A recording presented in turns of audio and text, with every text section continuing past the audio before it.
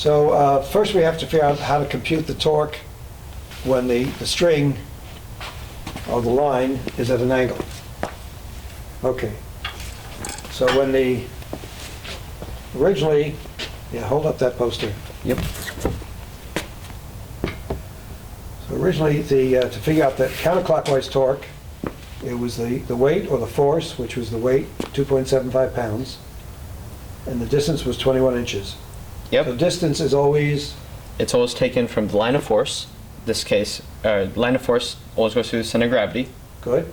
And this line of force was 21 inches away from the pivot point. So 21 times the weight gives us... 57.75 inch-pounds of torque. Good. That was when it's flat. Good. And now? Now that it's at an angle, we can show it pretty easily. If you take the line of force, make it something physical, like this pipe. Good. Go straight up and down to the center of gravity, 21 inches. Got it. Now, when we change the angle, still goes through the center of gravity, still straight up and down, you can see that the distance gets shorter. Much If you shorter. exaggerate it even more, it gets shorter and shorter and shorter. Good. You can see it change as it goes down too. So we have a new distance. Now how do we figure out that distance? Let's see. Well, use some math.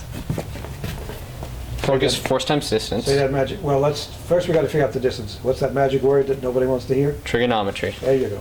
Okay. So right here we have a right triangle. We have an angle of 41 degrees, and we know the hypotenuse is 21 inches. So we want to find out this line right here, the adjacent line, because that's the shortest distance. From the line of force. From the line of force, yeah, Good. exactly. So we take adjacent over hypotenuse, That's cosine. we can do the original distance, 21 inches, times cosine of 41 degrees.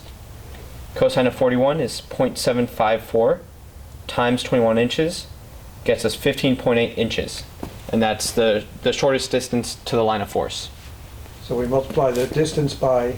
By its force or weight, 2.75 pounds, that gets us 43.54 inch-pounds of torque. And this is counterclockwise torque, the torque going downwards in a way. So that has to equal the clockwise torque. Exactly, because they're in equilibrium. Good. So we simply take that torque, because it has to be equal to the clockwise torque, the one going upwards in a way, we just plug it in here. Force times distance, we know the torque, 43.54 inch-pounds.